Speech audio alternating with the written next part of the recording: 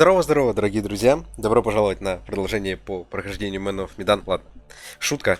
Короче, это просто бонусная серия. Я не знаю, можно ли тут это сделать, посмотреть. Я просто хочу увидеть концовку, когда у меня все живы. Я надеюсь, мне не придется проходить заново. Я смогу выбрать хоть какую-нибудь главу, с которой можно стартануть. И еще просто сегодня глянем вот эту какую-то хрень. Называется она «Особые возможности». Это... Я не знаю, что это такое. Какой-то вот короткометражный документальный фильм, да, то есть вот глянем его, это вот за открытие каких-то секретов, да. Ну, понятно, что я, к сожалению, не все секреты нашел. Тут, я не знаю, наверное, надо полностью игру проходить, чтобы прям 50 их открыть. Ну ладно. Всем приятного аппетита, кто кушает, всем приятного просмотра. Так, я еще даже не заходил, не тестил, понятия, как говорится, нахуй не имею. Ну, как... Я надеюсь, тут можно как-то, ну вот, например, да? Загрузить историю нет. Вот. Давайте. Выбор сцены. Сцены. Так, блядь. Так, это самое начало. Так, мотаем. Во. Вот здесь я накосячил, да? Джуниор, нижняя палуба. Поехали. Вы хотите перезаписать текущее сохранение или создать... А я что, ебу? Ложим новое.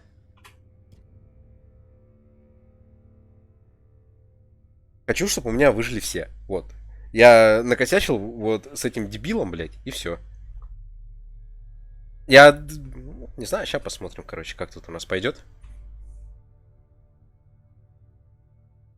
И вообще останется ли это мое, или тут как-то рандомно сгенерируется, я не знаю. Но очень лень. Вот 4 часа проходить вот до этого момента опять. Все делать точь-в-точь, и надо не накосячить. Это, блядь, был бы мем. Если бы я, блядь, проходил все заново, и у меня кто-то бы другой бы, блядь, сдох. Это было прямо охрененно.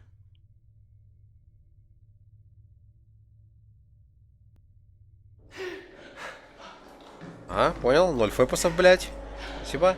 А, сейчас опять вот этот напряжный момент. Ну давайте, чё. Только у меня почему-то... А что с графикой, блядь? А, вот, все. Или нет, не все. Чё какое-то мыло, блядь. Вот этот, вообще не знаю, момент в игре просто... Просто дышать не мог на этом моменте, серьезно. Игра просто офигительные эмоции доставила. Прям...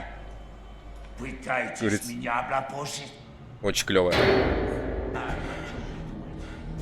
А почему меня сбилось? Почему на S? Сука, заскамили. Как же скамят. Ой-ой-ой-ой.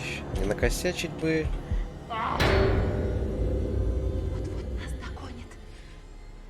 Ведь придумал, что делать. А тут же не скипать нельзя, да? Как? Ну, давайте я повторю все, в принципе, то же самое, да? Нет, погоди. Посмотри, что он сделал. Сидеть тихо. Так, сек. А почему у меня все сбилось-то? Нахуя? Где это управление вонючее? Погоди, это значение клавиш? Ну, где? Ну, в смысле, вот мое QTE, да? Блядь, ну ладно, давайте сейчас быстренько переназначу. Так, все вроде сделал. Посмотрим, что будет. Во, все, наконец-то. Все по цивильному. Так, сейчас главное, сука, не накосячить. И чтобы мне этот дебил в ебальник мне не выстрелил, сука, шизик. Блин, так идеально проходил. Так хорошо, все дожили до конца практически. Ну, блядь, и в самом финале сфидел. Пиздец, обидно. Вот реально. До финала дожил. Так, тихо, сейчас. Напряжненький моментик. До свидания.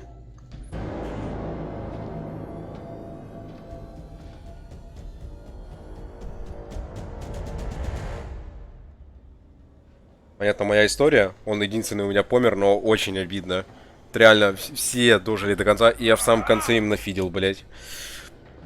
Ильд вообще нереально у меня был. Сейчас это... Ну закройте двери. Боже, не стой!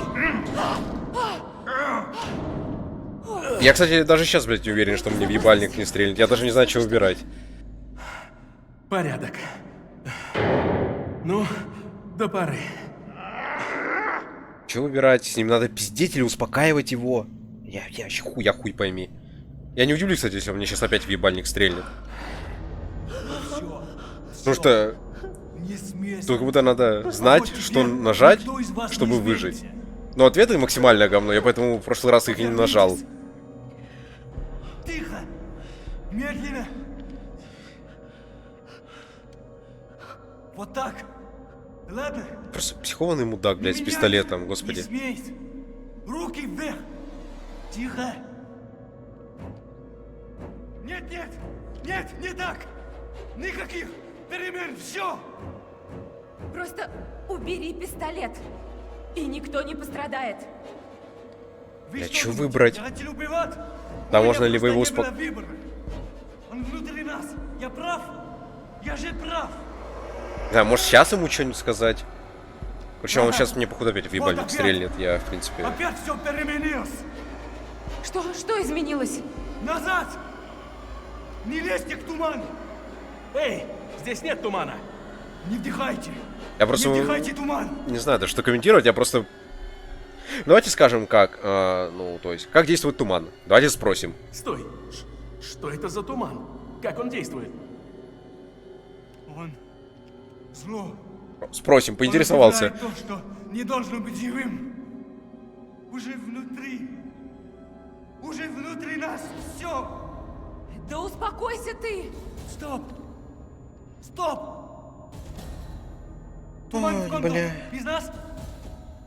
Убери пистолет, слышишь? Что за разговор? Чего ты меня приказываешь? Да, вы вдохнули туман. Только что. Я могу не раз промолчать, а второй раз ему сказать, да? Хорошо, давайте, промолчать. И сейчас будет, сука, монетка, блядь, 50 на 50. Либо лево, либо право надо выбирать.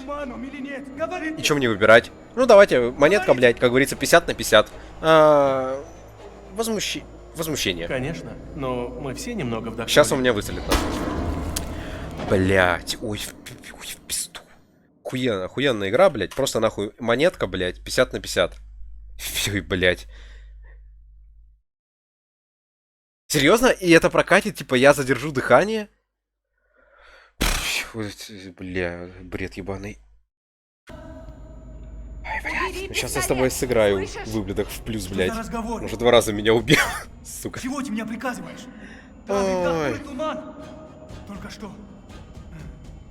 Я чувствую. Сука, тупорылый шизоид, блядь. Так, хорошо. Давайте хорошо промолчать. Дышали вы туманом. Нет, если он меня сейчас Говорите. еще раз убьет, я вот официально заявляю, я его в рот ебал. Все, вот, отчаяние. Нет, мы задержали дыхание. В нас нет никакого тумана. Да. Ща выстрелит? Вы типа крутый дайвер. Но думаете, я куплюсь? Что, она застрелит? Мы здесь уже много часов. Вы типа все это время не дышали. И сейчас не дышите. Стоп! У нас есть ребризер с нашей А, Что? лодки. Мы им пользовались, чтобы не дышать туманом. О, Понимаешь, она, кстати, можем клево спокойно сориентировалась. двигаться. Хочешь? Нет, нет, не смей. А ну убери от меня эту штуку. А, то есть, если бы я не взял ребризер, он бы все равно меня застрелил. Во Вау. мне. Кошмар, я вдохнул туман. Он во мне, да? Да? Я чувствую, как он там вихрится. Меняет меня. Внутри. Хоть и ствол? В смысле, а можно я ничего не буду? Блять, какой ствол? Да что за бред? Что значит отвлечь? Что за, блять? Да я ничего не буду выбирать, пускай себе... Нет. Хватит врать. Да не застрели. Бля, не имеешь права? Вы все видите его во мне. Он сейчас застрелит меня, потому что я никуда не сделал, правильно Вы понимаю? просто врете. Туман. Внутри. Сейчас застрелит. Жрет меня заживо.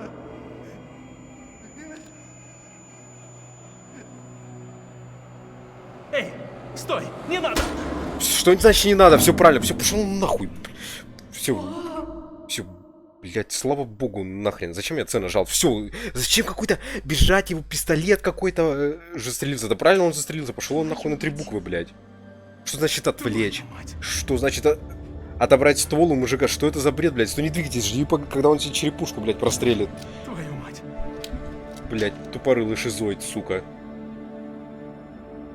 Все, сейчас не накосячить, самое главное, и все, должна быть моя истинная тру-концовка, блядь, чтобы все выжили. Фу. Ну охренеть. Единственный диалог, который ведет все к правильному решению или нет. Тогда спускался Конрад, потому что мы типа пропали, а сейчас у меня вообще все Класс. по-другому. Просто охренеть.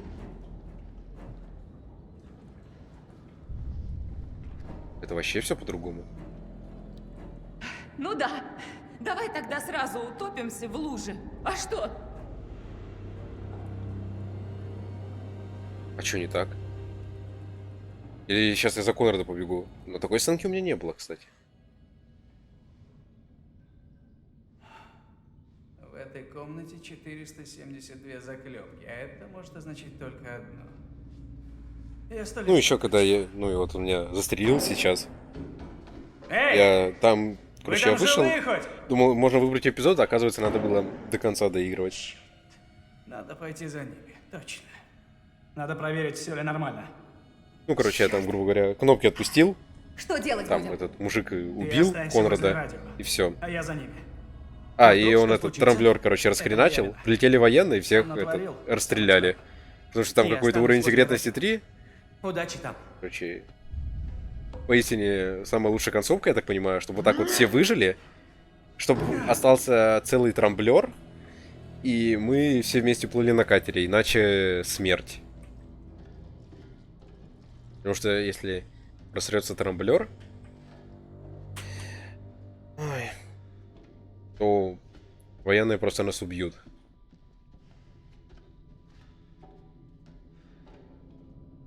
Сейчас быстренько добежим за Конрада на место.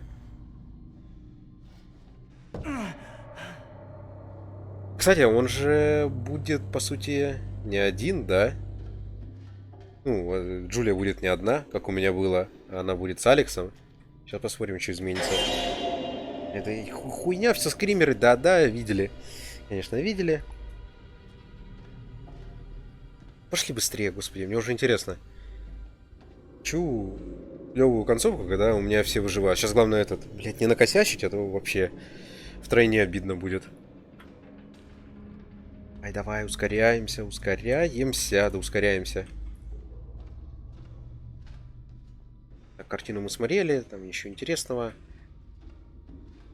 Так, готовимся, сейчас дверь открою, будет скример, всем известный. 3, 2, 1. Охренеть!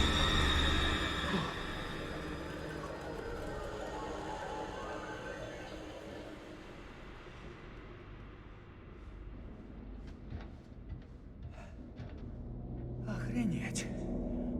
Каких размеров эта посудина? Еще игра как-то, ну, не лагает, она что ли подфризживает, грубо говоря, а в роликах там даже звук запаздывает. Вот это вот, что такое, блядь? Он спрыгнул, и все зависло. Я не знаю, мне вообще-то игра еще некорректно работает. А сейчас нормально, типа такая подгрузка произошла. Короче, следующую игру на SSD поставлю, а не на жесткий. Сейчас я все в точности действия повторю, насколько это возможно. Самое главное, не обосраться, чтобы выжили, блядь, все.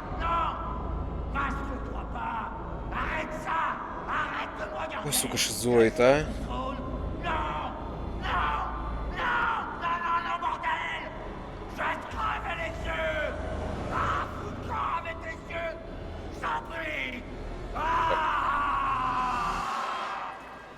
Назад! Ты слышишь? Так, главное трамблер засейвить, это... Эй, успокойся! Слышь? Самое главное, это у нас Давай без трамблер. жертв. Значит, потом прилетят, мужики всех это застрелят. Ну, дебил, блядь.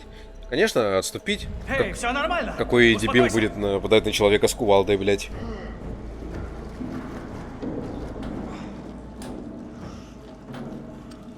Поговорим спокойно. Мы ведь тоже ненавидим эту посудину. Да, конечно. Ему похуй, человек просто Серьезно? распорку, блядь, открывает, Думаешь, это чтобы весь лучший корабль вариант? нахрен затопило.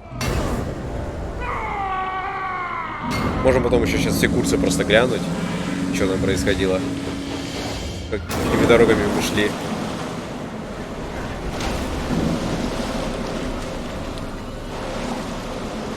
Привет.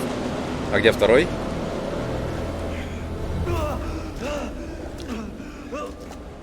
Так, не накосячить, не накосячить. Все. Все. Блять, убрал руки от клавиатуры, блять. Трамблер.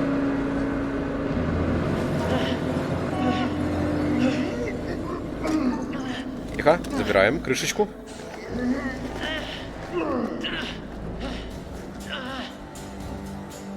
Я вообще не знаю, что вот эти стрелочки на что влияют. Я тогда, ну, когда Алекса у меня в очередной раз застрелили, я просто все криво нажимал, ну, вообще ничего не нажимал. Он просто, я как бы по ебалу получал, и ничего не происходило. Это, не знаю, ни на что не влияет. А где Алекс-то, блядь? Почему-то одна. Уходи оттуда скорей! Алекс-то где? Я не понимаю.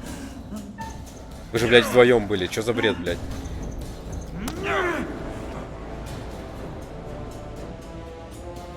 Так, ну я уже приготовился стрелочку налево жать. Чтобы меня не раздавило.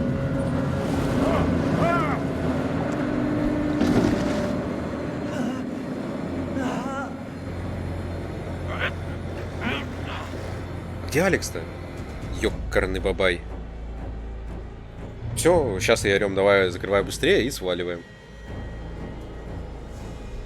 Все, давай. Вот, сейчас!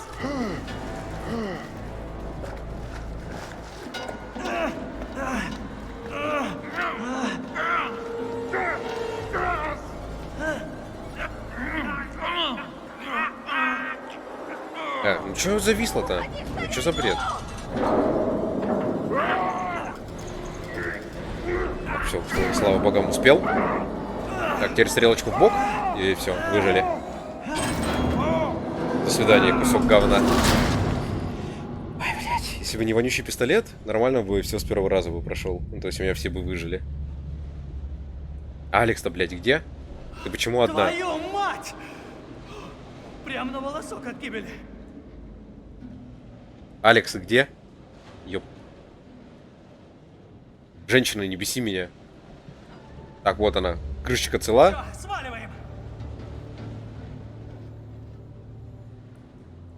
Сейчас такие, ой, типа, Алекс помер, да? Что за...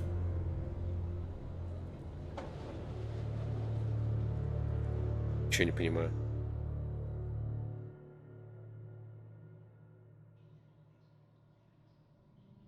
Ну, сцена, типа, с ней вообще не отличается. Что было их двое, что она одна. То есть это, грубо говоря, эта сцена Ctrl-C, Ctrl-V. Тут только решается, то есть, либо меня дверью раздавит и Конрад умрет, и либо также трамблер, либо он целый останется, либо он сломается. И все, по сути. Это ни на что больше не влияет. Так, ну чё, погоди. А если я C нажму, сработает? Работает. Мне просто интересно глянуть. Тут у нас ничего нового нет. Вот здесь у нас еще крышка трамблера, ну да. То есть радиорубки. Тут что у нас? Олсен открыл дверь в переборке, затопив грузовой отсек. Добил, блядь. В результате столкновения в грузовом отсеке они смогли забрать у Олсена крышку трамблера. Респект. Так. Пауэрхед остался.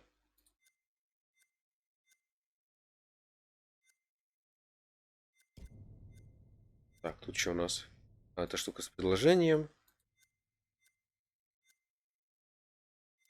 Ну уже не сдох, так на кессонную болезнь насрать. Блин, мне теперь интересно, блин, сделать так, чтобы она кессонную болезнь получила. Чтобы на это бы влияло. Так. Сейчас я быстренько просто прокликаю, мне интересно. Если сейчас, блядь, Алекс не выжил, будет весело. И нас военных, кстати, вызвали, что приехали, их расстреляли. Помощь в пути, а? Охуенная помощь. Просто людей застрелили к хуям собачьим, и все. На Джуниора вообще похую. А его спасти, типа, можно было? Короче, мне наплевать. Мне главное, чтобы у меня все мои ребята выжили. А остальное у меня, как говорится, похую.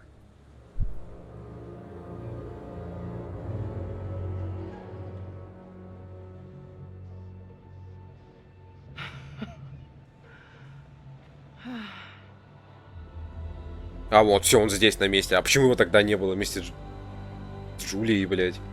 Бред какой-то. Ну все. самое главное, с трамблером, и все живы. Вот. Должна быть такая у меня была быть true концовка. Если бы не ебаный шизоид, блядь, с пистолетом. Блядь, со мной в плюс 2 раза сыграл. Ну что, попробуем?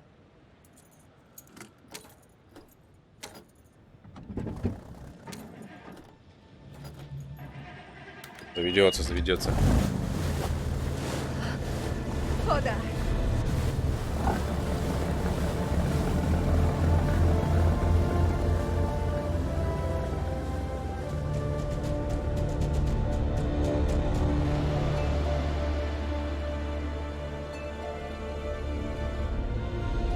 Интересно, можно всеми сфидить? Наверное, можно, да? Ну, в теории-то да. Да, можно сделать так, чтобы вообще все померли.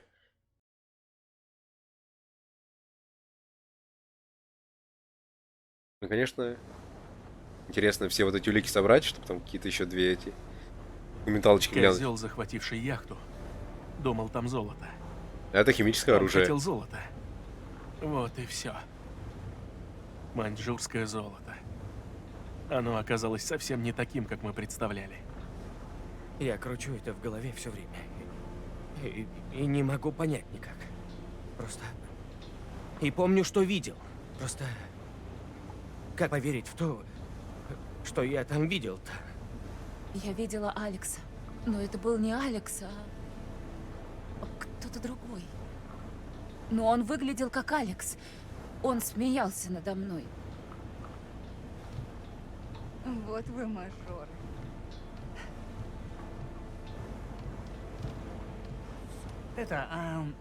Кто-нибудь хочет пивка опрокинуть?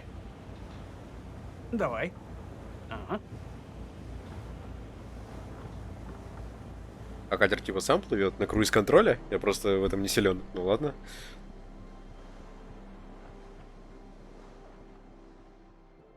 Так, еще интересно, что этот дядька скажет нам. Так, сейчас он должен появиться. Интересно, что он скажет.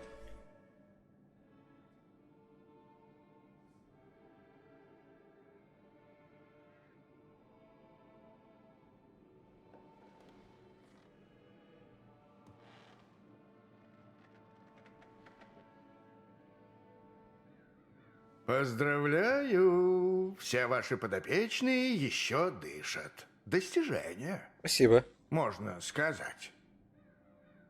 Удивительно. Когда опускается занавес, вы либо готовы к этому, либо нет. Все дело в решениях, не так ли? В решениях, принятых в спешке, в панике, принятых не разумом, но сердцем. Или наоборот. Решениях, последствия которых могут проявиться не сразу. Но они, безусловно, проявятся. Всегда есть последствия. Вот он то же самое говорил. И все, он просто уходит. И там сейчас, значит, просто полетят военные, и их тот мужик, этот кувалдой, захуярит. Что ж, до встречи. Может, в Литл Хоуп, а может быть, где-то еще. Да, да, в Little Hope. Но знайте, мы встретимся. Это неизбежно.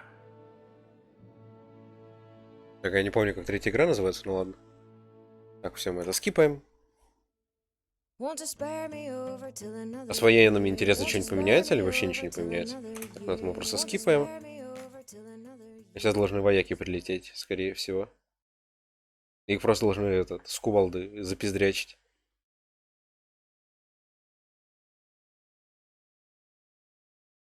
Ну такая, не знаю. Концовочка, хоть бы показали, как они там до земли бы добрались. Потом, типа, живы-здоровы, там, какое-нибудь будущее, типа, свадьба и так далее.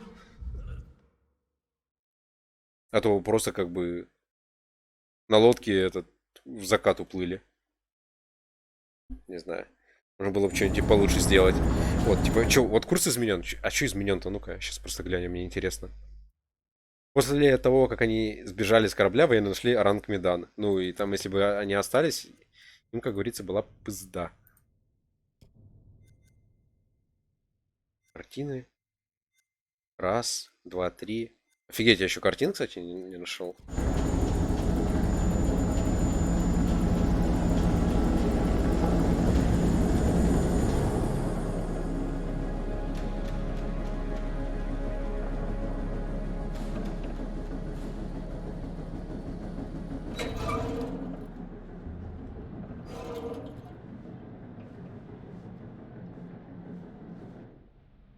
Ни с того ни с сего эта посудина прислала сос. Прямо настоящий корабль-призрак, а?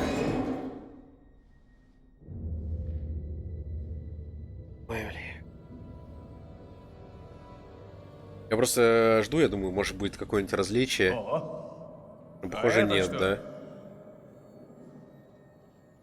Похоже, нет.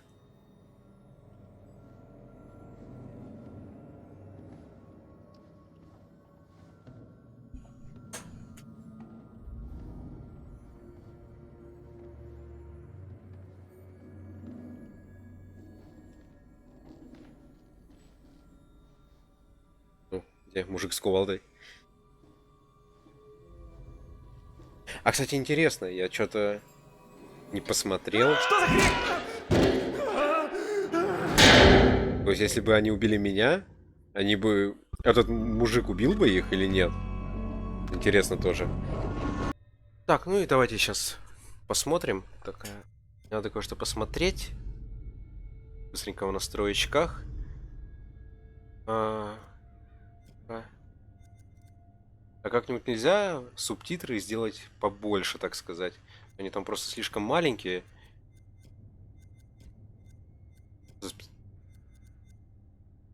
Панель, цвет субтитров, фон, таймер в QTE.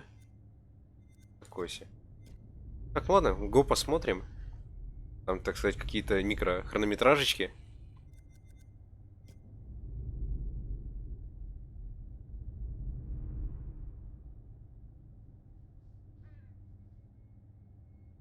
Так.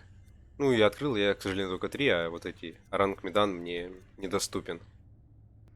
Ну и, так сказать, я, наверное, помолчу, да, чтобы все это послушать, так сказать, в оригинале. Там еще будут сабы, но, блин, эти сабы слишком маленькие, я не знаю, как их будет видно на телефоне, наверное, короче, очень хреново. Ну, если что, короче, там, не знаю, дома гляните на телевизоре или на планшете, на мониторе, как-нибудь на компьютере и так далее. Так, ну все, погнали с первой.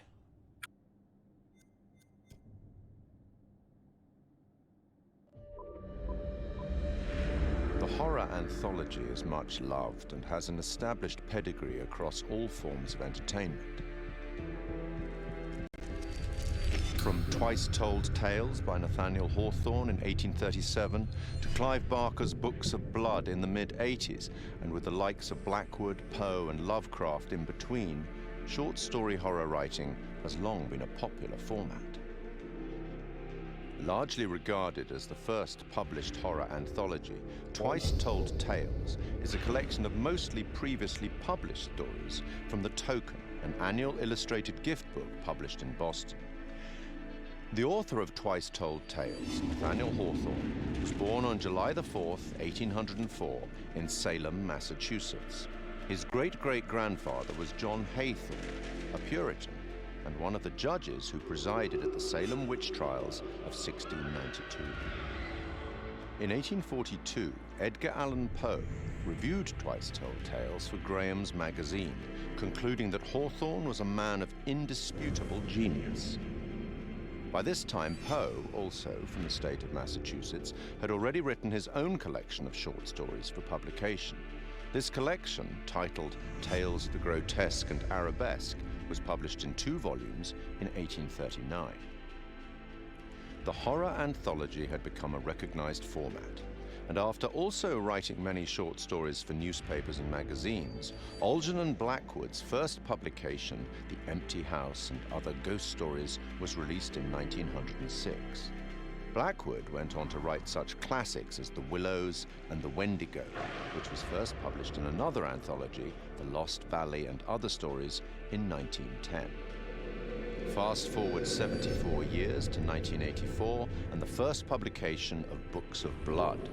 Each book was a collection of horror stories written by British author Clive Barker, the first of which catapulted Barker to legend status in horror writing, with Stephen King proclaiming him the future of horror. Several of the stories from Books of Blood have been adapted successfully for film, including Rawhaired Rex and The Midnight Meat Train. Barker adapted The Yattering Jack in 1986 for use in George A. Romero's anthology TV series Tales from the Dark Side. I take it you will remain. Short-form storytelling arrived on a new medium in 1938 when the radio show The Mercury Theatre on Air broadcast an adaptation of Dracula. I have never seen Count Dracula by day. At sunrise, at the first cockcrow, he is gone. The series was the creation of Orson Welles and John Houseman and became most famous for its broadcast of War of the Worlds, which terrified listeners, believing that the alien invasion was a reality. From 1942, the radio drama series Suspense broadcast more than 90 short plays on CBS radio for 20 years, often featuring some of Hollywood's leading stars. Initially, the series seldom used material that would be classified as horror, fantasy, or science fiction, but by the late 50s, this became a regular occurrence, including material such as H.P. Lovecraft's The Dunwich Horror. One episode, The Hitchhiker, broadcast in 1942, featured a performance by Orson Welles and was later adapted for an episode of The Twilight Zone in 1960. 1947 saw the debut of Quiet Please, a radio horror and fantasy series created by Willis Cooper. Cooper had been a writer for Orson Welles' Campbell Playhouse, which had succeeded the Mercury Theatre on Air. Which is written and directed by Willis Cooper and features Ernest Chappell. Quiet Please for tonight is called Camera Obscura. The play's scripts often broke the fourth wall by speaking directly to the listener, adopted in later horror anthologies. In his book, Terror on the Air, Horror Radio in America, Richard J. Hand wrote that Cooper had enjoyed creating roles for the audience, including implicating them in the action of the story itself, indicating a clear desire to create horror as interactive entertainment more than 70 years ago. The show ran for 2 years. Forward 50 more years in radio, and in October 2010, we see the debut of Larry Fessenden and Glenn McQuaid's radio show, Tales from Beyond the Pale. Successful genre filmmakers in their respective rights, the two began producing episodes under Fessenden's studio, Glass Eye Pix, influenced by the works of Boris Karloff, Peter Lorre, and Orson Welles. Fessenden would later partner with the show's sound designer, Graham Resnick, to write the scripts for Supermassive Games' critically acclaimed horror debut, Until Dawn, and for the first game in their Dark Pictures horror anthology, Man of Medan.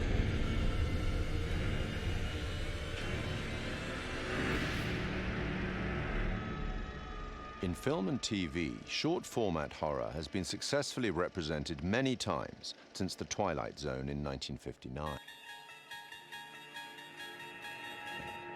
Created and presented by Rod Serling, The Twilight Zone ran for 5 seasons on CBS from 1959 to 1964. Each show was a standalone story featuring characters faced by surreal and often disturbing events. Serling's introductions and conclusions to each show summarized the story and provided some justification for the events and, often, the moral of the story. In 2016, Rolling Stone placed The Twilight Zone at number 7 in its list of the greatest shows of all time. The 1972 film Tales from the Crypt is highly regarded by fans of the genre. Starring Peter Cushing and Joan Collins and featuring Ralph Richardson as the Crypt Keeper, it is an anthology film based on stories from EC Comics, and one of several Amicus horror anthologies produced in that decade. And in 1989, HBO launched a horror anthology series under the same name, also based on EC Comics, which ran until July 1996. 1982 saw the release of Creepshow, a dark comic horror anthology film directed by George A. Romero. Influenced by and a homage to the material from the EC and DC comics of the 1950s, its entirely original material was written by Stephen King, and it is a somewhat tongue-in-cheek expression of the horror genre. 25 years on, and in 2007, Trick or Treat presents another set of horror shorts as a dark comedy horror anthology film. And then, in 2012, a very different anthology film with a very different tone, VHS. Created by Brad Miska and Bloody Disgusting, an American horror genre website and film production company, VHS is a much darker horror anthology film. Comprising 6 short horror stories and linked by a found footage theme. 2 of the stories, Second Honeymoon and Tuesday the 17th, were written and directed by Ty West and Glenn McQuaid. Other examples in film and TV that are more than worthy of mention are Roger Corman's 1962 anthology, Tales of Terror, based on 3 Edgar Allan Poe short stories and featuring Peter Lorre, Vincent Price, and Basil Rathbone. The 1963 Italian horror anthology, Black Sabbath, narrated by Boris Karloff. The TV series Night Gallery, a spiritual successor to, or certainly a close relative of, the Twilight Zone, fronted again by Rod Serling and focusing more directly on horror, which ran from 1969 to 1973. Stephen King's Cat's Eye of 1985. John Carpenter's 1993 film Body Bags, featuring the likes of Sam Raimi, Wes Craven, and Mark Hamill, and Southbound, a 2016 road trip horror anthology by a number of the collaborators on VHS. From written fiction through radio, cinema, and TV, and now video games, horror anthology is a format that both creators and horror fans enjoy. And it's a format that has existed for almost 200 years. Long may it continue.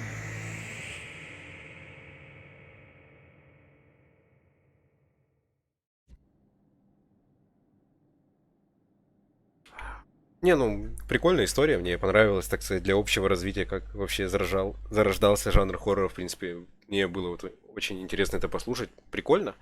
Так, у нас следующее, что у нас? Изображая дурачка, интервью с Шоном Эшмором. Ну-ка глянем.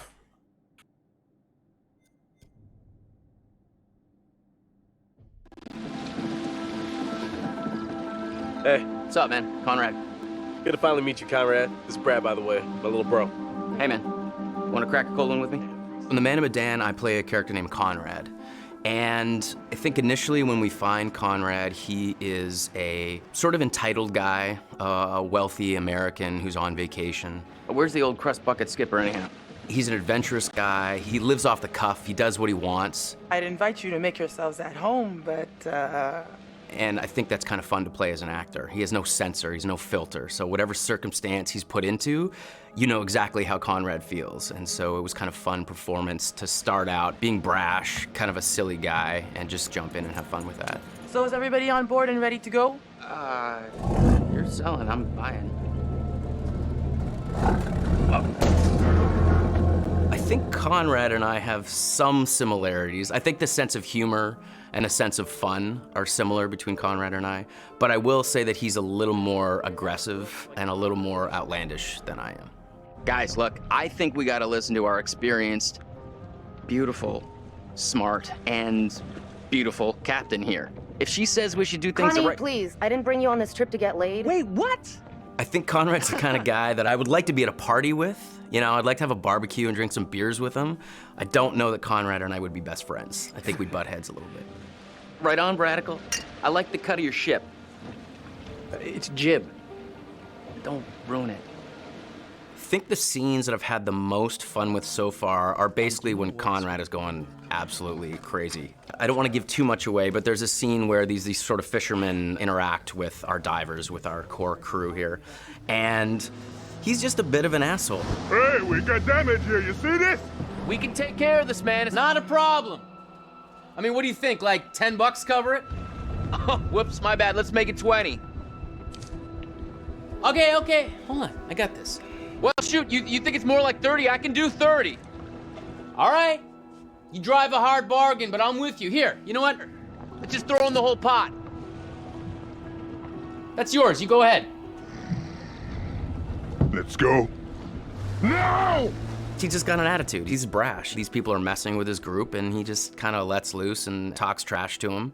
And as a guy who would never do that in real life, it's a lot of fun to just kind of let Conrad flow, say whatever he wants. You are an idiot. They left, didn't they? That doesn't make you any less of an idiot. You know, the only thing funnier than seeing you try to buy your way out of that situation is watching you put your money to waste. Got a smile out of you. Worth every penny. I got. One of the most interesting and one of the key moments that sticks out for me is Conrad's decision in the first act of the game, either to stay with the group or potentially just take off. Storm's 8 miles away. They came here on a boat. Maybe we can take it. Yeah. Yeah, it's a speedboat.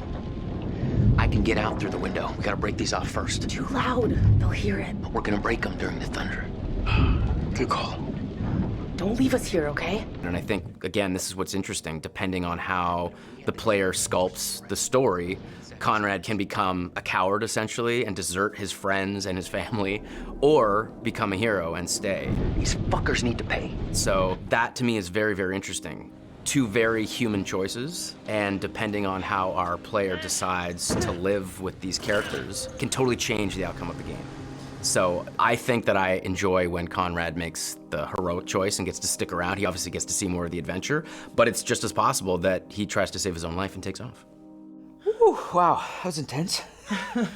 That's one way to put it. You got a better way to put it? All the characters do have very strong personalities and drives. Leave, leave, leave! I think Conrad is the instigator. Good news, bad news. Bad news? I don't see how this could get any worse. I think he is the one that really starts the confrontation with the fishermen. These are kind of maybe the fishermen I pissed off earlier. Oh, god damn it, Conrad. Great, just great. And the good news? So I think in a lot of ways, Conrad is there to stir the pot and create drama. I recognize them. How is that good news? I thought you were gonna ask the good news first. You're such an idiot, Jesus. Do I prefer playing the good guy or the bad guy? I think that there's fun in both.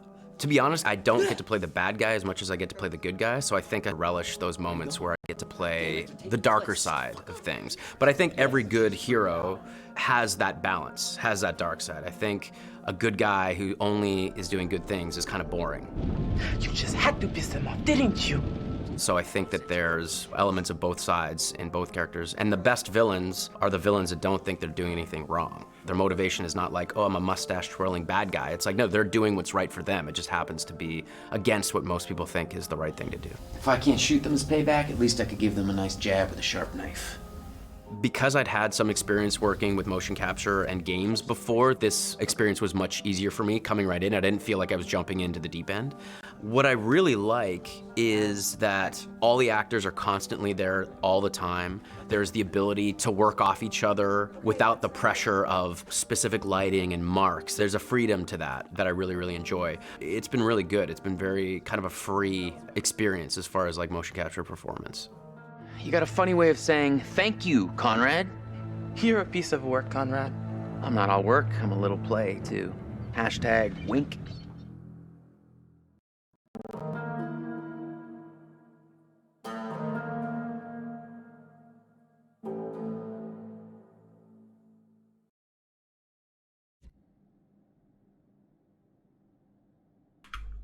Не, интервью клевое, и самый главный прикол, ты узнаешь, что он может просто, оказывается, сбежать на лодке, да, и его вообще не может быть вот эту всю игру, и то есть он просто сбежит, и персонажа не будет. Вау, вот это интересно было от него послушать. Ну, также прикольно весь процесс создания. И что я понял, то что в 99% случаях оригинальная озвучка все-таки тащит. Это вот с русской озвучкой вообще не сравнится, вот, ни в какую. Оригинальная лучше на 99,9%. Такое мое мнение. Так, а это что у нас такое? Создание хранителя. Обсуждение? Ну, окей, отлично, го посмотрим.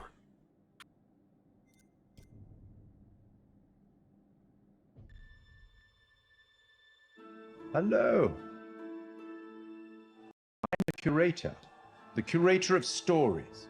Stories of love and hate, greed and beauty, life and death. Stories such as this one. The curator of the Dark Pictures Anthology bridges between the player and the story, being very aware of what they've done, but also much more aware than the player about what's actually going on in the story and what the context is and what the scenario is. What do you think happened to this guy? Now, for the first time, for some reason that he himself doesn't even understand, he's been given the opportunity to talk to somebody, and that somebody is the player. As far as he knows, it's always been him that's done this job, and nobody else. And within his library is the story of everybody's life and death. There's even rooms in there that he can't remember ever going in, but he's way too busy to go and explore because there's always another end of life to record and document. Clothes are so important because they provide an insight into the character. They explain where the character's been, they describe where he's going, they suggest motive. We want the audience to perceive him as having everything completely in control. So all of the ideas of his clothes being tailored to his body, it's really important to us. We worked with a costume designer. He did a lot of research into the authenticity of the materials and textures. He provided us with lots of authentic high-resolution reference. He even gave us material swatches. It was really useful for us because looking at the folds, looking at the visual language of cloth, how do they sit on the character? Is it working from a distance? What's the weight of the material? It gave us a really good platform in order to produce high-quality, realistic materials. Giving it that depth. I'm here to record the story you choose to tell. I think that whenever you're dealing with a realistic human acting performance and facial expressions, that part of it is so key to transferring the emotion that you want to over to the player. Just the definition and detail that you need now is quite challenging. But there are repercussions. In terms of cameras, it's quite interesting as well because we've talked a little bit before about how we use skewed angles, upshots, tilts and all that kind of thing to create this feeling of unease and anxiety in the horror moments. And for the curator, it was quite the opposite actually. He's very much in control and he knows everything about the game you're playing and he's very much at home in his own environment. So we took the approach to have a lot more flattering shots, a lot more level shots. You look at him at a natural height. You're never like below or above him and it creates this veneer of control. It's almost like it's very straightforward and he's just delivering you these statements. You see, we each make decisions according to our own moral compass. And of course he's British. As soon as we'd established that and who he was and what his personality was, our minds went pretty much straight to Pip Torrens to deliver the performance. And Pip's done a brilliant job bringing everything that we wanted in the curator to life on the screen. And pretty much everything that we shot was nailed on first take by Pip. But the truth of this story isn't fixed. Far from it. A story can change a great deal when told from a different perspective. One thing that was really important for us with the art direction was to somehow differentiate him from the rest of the game that you're experiencing. And with that, we could make a really interesting contrast because as the player, you might be experiencing all this horror, all this craziness, and all of a sudden you're taken out to quite a different and quite an unusual place. So that was a really fun thing to play with. We tried to play up on that contrast and really signal to the player that there was a change happening. The curator addresses the player directly. He's quite ambiguous, he's quite mysterious. You're really not sure if he's there to help you or hinder you sometimes. And I wanted that to kind of be reflected in the art. The corridor that he is in at the start of the game and where you see him a lot of times, we wanted to get this feel of an almost infinite corridor that's got this maze-like feel. It's not a set-out space that you automatically understand as a viewer when you see it. You're not sure how long it goes on, how many paths there are, how much of a maze this corridor is. So to light that, we wanted to get this feel where there's not markers that tell you this is where you are right now in the corridor, you've been here before, just to increase that feeling of not being fully aware of your surroundings and add to the mystery of the scene. And then he goes into his repository, which is a huge vault of books and secrets, with his main desk right in the middle. He's got large windows for light, a skylight above that would allow light in, a mezzanine floor, a marble fireplace, classical, opulent, sophisticated. The central feature of the repository is the curator's desk. So we researched how that might look and wanted to make it look a big, substantial piece of furniture. We added a lot of scroll work and detail to the front and rear. all of the things that you'd expect, the brass fittings for the drawers. There's quite a lot of detail went into that, and we thought we might be seeing that quite close as well again. So in the end, it fits nicely within its environment. It references some of the Victorian era detail that you might see on a piece like that. The creator has the ability to access stories through the pictures on the wall. They're almost portals through to another world. And that all had to fit within our architectural environment. So we looked at very ornate framings, large pictures that would hang on the walls that would feel correct and not out of place in something of this nature. We thought about where we could include light sources that would be interesting and would put light in the right areas of the room. The skylight's a really good example. We decided that having this top-down ambience would really bed the scene in nicely and create this nice veneer to it. And then adding another number of interesting light sources that we can use for accents, such as a fireplace, such as the candles, that just are there to give you that extra range of colour if you need it. They're there to draw the eye of the player to what we want to show them. It's not my place to interfere, but I might be persuaded to offer the occasional hint.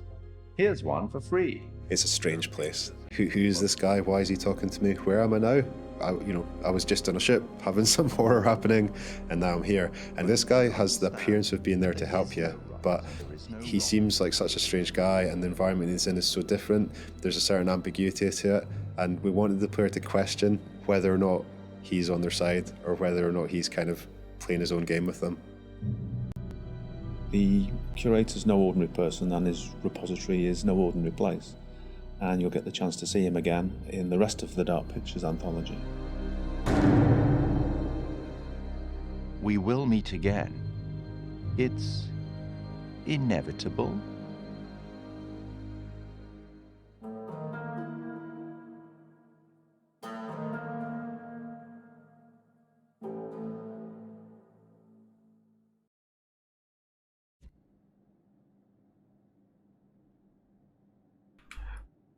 Ну, создание хранителя, конечно, клево, я ничего не хочу сказать.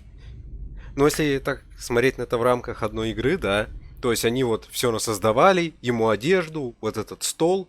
И я, когда проходил игру, я вообще на это внимание не обращал, потому что это было буквально там пару секунд, и вначале была ставка. Возможно, так как это у них игры антологии, и это будет в следующих частях, то, типа, да, хорошо, они не зря запарились. А так, смотреть, блядь, какая у него одежда, какой, типа, у него выбран стол, какое освещение, не знаю. Я, вот пока они все это не рассказали, сами разработчики, я на это даже не обращал внимания. Ну, типа, одет и одет мужик, какая мне разница. Мне интересен смысл, который он говорит, да? И интересно, так сказать, его мимика лица. А какой у него стол, блядь, одежда, как свет падает. Не знаю, мне как бы без разницы. Не знаю, клевые такие, так сказать, хронометражечки мне понравились, только у меня, к сожалению, две вот эти закрыты истории с Man of Medan, что первая, что вторая часть. Типа, погляжу их в интернете, получается, на ютубчике. А так, да, игрушка клевая, короче, мне понравилась. Продолжим уже, получается, в Little Hope. Ладно, большое спасибо, что смотрели. Увидимся уже, получается, в Little Hope, это в следующей игре. Так что всем еще раз спасибо, всем удачи и всем пока-пока.